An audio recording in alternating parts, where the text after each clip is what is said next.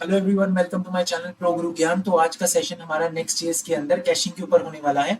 इस सेशन के अंदर हम बात करेंगे जब हम सर्वर कंपोनेंट बनाते हैं नेक्स्ट जेएस के अंदर और उनमें हम फेच को यूज करते हैं फॉर एपीआई कॉलिंग के लिए। तो उस टाइम पे जब भी आपकी रिक्वेस्ट फर्स्ट टाइम पे सर्वर के पास जाती है तो आपको यूआई पे फ्रेश डेटा दिखता है। जब आप पेज को नेक्स्ट टाइम रिफ्रेश करते हो या रीलोड करते हो उस टाइम पे जो आपको डेटा मिलता है वो कैश्ड डेटा मिलता है। वो डेटा कैसे कैश्ड मिलता है अभी हम इस सेशन के थ्रू समझेंगे। तो चलते हैं वीएस कोड के अंदर और इस डेमो को करके देखते हैं। ठीक है, मैंने ये नेक्स्ट जेएस की एप्लीकेशन नेक्स्ट की simple command npx create next app @latest करके बनाया है। तो पूरी स्कैफोल्डिंग इटसेल्फ क्रिएट हो गई है। अगर आपको ये जानना है कि कैसे हम स्कैफोल्डिंग करते हैं नेक्स्ट जेएस के अंदर तो आप मेरी प्लेलिस्ट को रेफर कर सकते हो। मैंने बहुत सारी वीडियोस में इसके बारे में बता रखा हुआ है।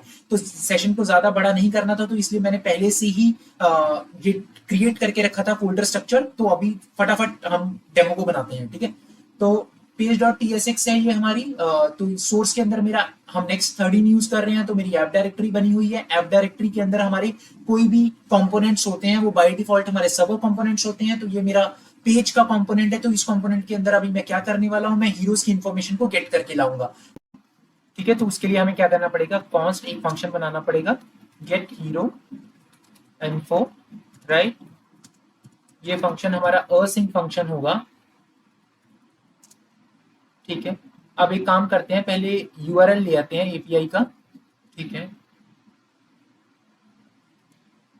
Const data equals to await, इसके अंदर यूआरएल को रिप्लेस कर देते हैं। ठीक है, कॉमा। ठीक है, यहाँ पे अब हम डिफाइन करेंगे कि मेरे मेथड क्या होंगे और मेरे कंटेंट टाइप क्या होगी। ठीक है, अब एक काम करते हैं, const response equals to await data dot JSON. ठीक है, यहां से अपने रिस्पॉन्स को रिटर्न कर देते हैं। ठीक है, अब एक काम करते हैं, इस गेट हीरो इन्फो को यहाँ पे कॉल करते हैं, const data equals to get hero info. इसको एक बार असिंक बना देते हैं, सॉरी अवेट कर देते हैं यहाँ पे। ये असिंक फंक्शन है हमारा। ठीक है, और यहाँ पे हम क्या करते हैं, असिंक कर देते हैं इसको। ठीक है, ये हो गया। ये पेज डॉट टीएसएक्स हमारा एक सर्वर कंपोनेंट है। इस कंपोनेंट के अंदर हम अपनी हीरोज की इंफॉर्मेशन को लेके आते हैं। अब हम चेक करेंगे कि जब हम पेज को रीलोड करेंगे तो क्या हमारे पास हीरो की इंफॉर्मेशन आ रही है या नहीं आ रही है पहले तो। ठीक है, उसके लिए हमें यहाँ पे क्या करना पड़ेगा, यहाँ पे हमें अगर हमारा डेटा है तो, ठीक है, हमने यहाँ पे क्या किया है, अगर मेरा डेटा है एंड डेटा डॉट मैप कर दिया उसको और हीरो की इंफॉर्मेशन को हम यहाँ पे प्रिंट कराएंगे। ठीक है, तो अभी यहाँ पे ये क्या बोल रहा है, ठीक है, इसको एक बार कट कर लेते हैं यहाँ से।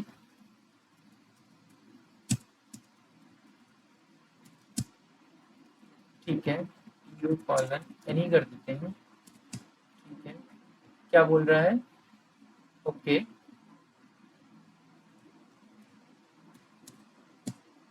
ठीक है, तो हमारे सारे एरर्स रिजॉल्व हो चुके हैं कंपोनेंट के। ठीक है, तो एक काम करते हैं, ब्राउजर पे चलते हैं और देखते हैं कि हमें इस एपीआई का क्या रिस्पॉन्स आता है। ठीक है, एक काम करते हैं, ये मेरी एप्लीकेशन है 3000 पे, मैं इसको रीलोड करता हूँ। ठीक है, एक बार चेक कर लेते हैं ऐप के अंदर पेज डॉट टीएसएक्स के अंदर ये जो होम का कंपोनेंट है यहाँ पे गेट हीरो इन्फो आ जानी चाहिए थी, गेट हीरो इन्फो। ठीक है ना, डेटा मैंने रिस्पॉन्स रिटर्न कर दिया, गेट कॉल है, राइट, अवेट फेच कर दिया, किया तो सब सही है। अम,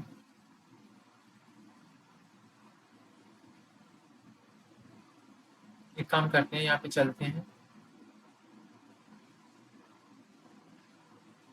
पेज को रिफ्रेश करते हैं और एक काम और कर लेते हैं, यहाँ पे console डॉट लॉग लगा देते हैं। ठीक है, क्योंकि ये सर्वर कंपोनेंट है तो मुझे ब्राउजर पे तो दिखेगा नहीं रिस्पॉन्स, राइट।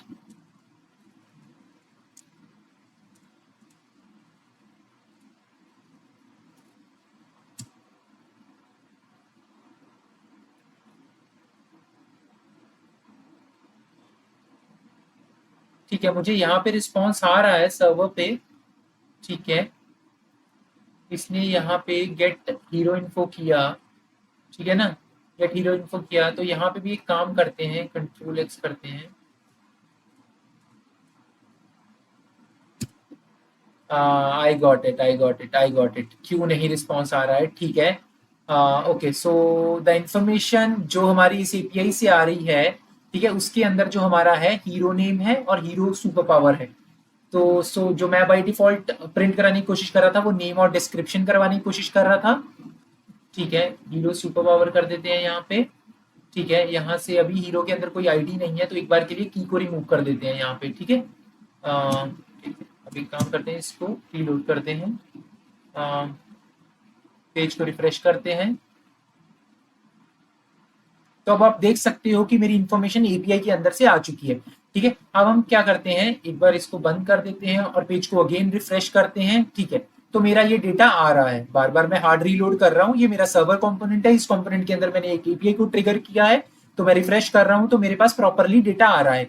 तो अब मैं क्या करने वाला हूँ, ये एपीआई जो मैंने यूज की थी ऑनलाइन, मेरे पास एक वेबसाइट थी, वहां पे मैं अपनी एपीआई को रन टाइम पे उसके डेटा को भी चेंज कर सकता हूँ। तो मैं क्या करूंगा, इस एपीआई के रिस्पॉन्स को अभी एडिट करने वाला हूँ। ठीक है, एडिट करने के टाइम पे मैं अभी क्या करूंगा, यहाँ पे अगर आप रिस्पॉन्स देखोगे तो अभी हीरो नेम के अंदर मुझे क्या आ रहा है, यहाँ पे अगर हम देखें ब्राउजर के ऊपर, टेस्ट एडीटीए जो पहला डेटा है। ठीक है, तो मैं यहाँ पे इस नेम को चेंज कर देता हूँ, यहाँ पे हीरो नेम को, please subscribe my channel and hit like.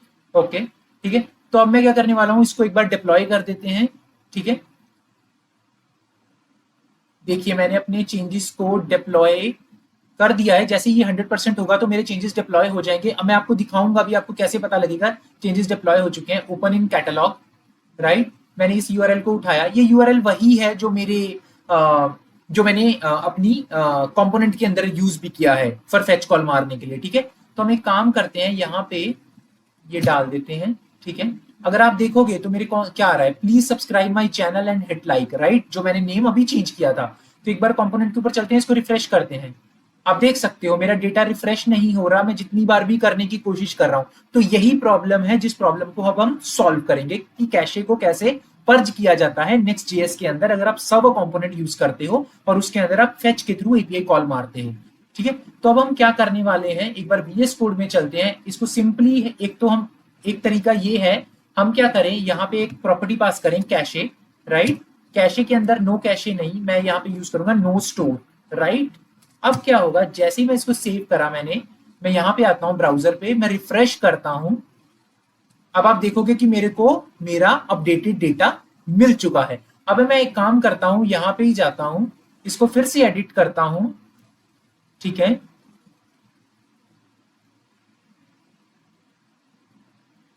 ठीक है, इसको हटा देते हैं।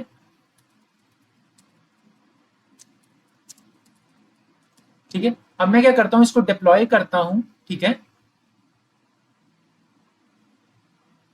मेरा एपीआई एंड पॉइंट जैसे ही डिप्लॉय होगा, ठीक है, यहां डिप्लॉय हो चुका है।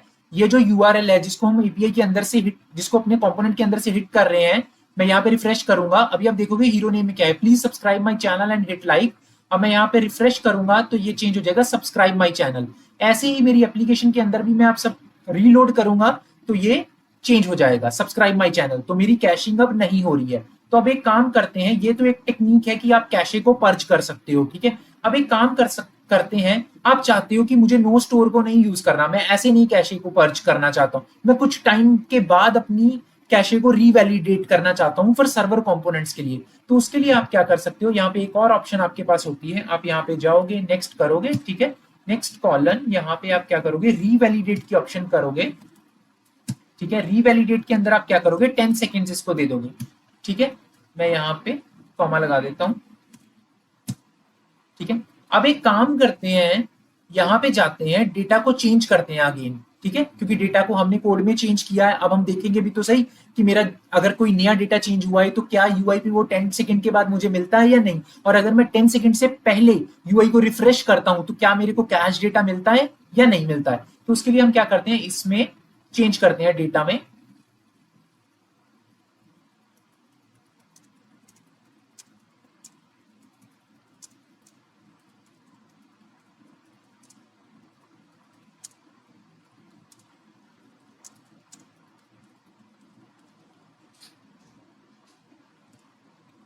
ठीक है, मैंने चेंज कर दिया है, अब मैं डिप्लॉय कर रहा हूं इसको, मैंने मैसेजेस में डाल रहा हूं। अगर आपको ये सेशन अच्छा लग रहा है तो प्लीज सब्सक्राइब कर दीजिए, लाइक कर दीजिए, कमेंट कर दीजिए। ठीक है, तो अब एक काम करते हैं, यहाँ पे मैंने अपडेट कर दिया है, मैं एक काम करता हूँ, यहाँ पे रिफ्रेश करता हूँ, तो मेरा डेटा यहाँ पे चेंज हो चुका है। मैं ऐप के अंदर जाता हूँ, मैं रिफ्रेश करता हूँ, तो आप देखोगे अभी तक मेरा डेटा रिफ्रेश नहीं हुआ है। मैं एक काउंटर चला देता हूँ स्टार्ट का। ठीक है, हम 10 सेकंड के बाद देखेंगे क्या मेरा डेटा वहां पे रिफ्रेश हुआ है कि नहीं हुआ है। ठीक है, मैंने काउंटर चला दिया है। ओके, सो एक काम करते हैं, ऐप के पास जाते हैं और रिफ्रेश करते हैं। ठीक है, तो अब आप देख सकते हो कि 10 सेकंड के बाद मेरा डेटा यूआई के ऊपर रिफ्रेश हो चुका है। तो फर्स्ट टेक्निक हमने क्या सीखी, हम कैशे को डायरेक्टली यहाँ पे यूज करेंगे और नो स्टोर पास करेंगे। सेकंड अप्रोच क्या सीखी हमने इस प्रॉब्लम को सॉल्व करने के लिए, नेक्स्ट के अंदर अगर हम रीवैलिडेट को पास करेंगे, आप 10 सेकंड के बाद, 5 सेकंड के बाद, 3 सेकंड के बाद, ये डिपेंड करता है कि आपकी रिक्वायरमेंट क्या है। रिक्वायरमेंट के अकॉर्डिंग आप अपनी कैशे को पर्ज कर सकते हैं। अब एक सिचुएशन ये भी आ सकती है, आपका ये भी कमेंट आ सकता है या कुछ भी अगर आप कमेंट डालते हो सेशन के अंदर कि भाई मैं तो एक कंपोनेंट के अंदर, ये जो मेरा सर्वर कंपोनेंट है इसके अंदर मैं 5 अलग अलग एपीआई कॉल्स मारता हूं। ठीक है, तो क्या मैं पांचों एपीआई के अंदर ये कॉन्फ़िगरेशन डाल लूंगा, नेक्स्ट रीवैलिडेट कॉलन 10 किया? हमें ऐसा नहीं करना है। इसका इसका भी एक हमारे पास सॉल्यूशन है। उसके लिए अब हम क्या कर सकते हैं, अगर हम कंपोनेंट में यहाँ पे जाएंगे, कॉन्स्ट, एक काम करते हैं, पहले डॉक्यूमेंटेशन के ऊपर जाते हैं। डॉक्यूमेंटेशन में हम क्या करते हैं, रीवैलिडेट को एक काम करते हैं, यहाँ पे सर्च करते हैं रीवैलिडेट को। ठीक है, रीवैलिडेट, राइट, डेटा फैचिंग के अंदर आपको रीवैलिडेट मिल जाएगा। रीवैलिडेट के अंदर हम कैसे रीवैलिडेट कर सकते हैं, आपको सिंपली इसको कॉपी करना है, एक्सपोर्ट कॉन्स्ट रीवैलिडेट इक्वल टू 3600।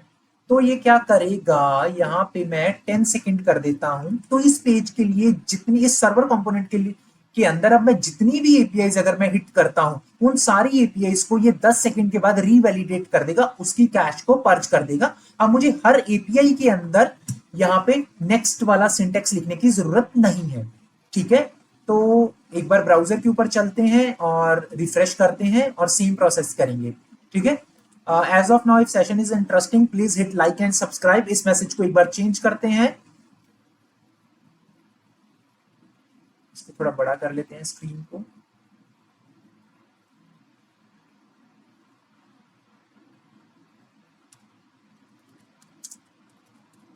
ठीक है, मैंने डिप्लॉय कर दिया है इसको।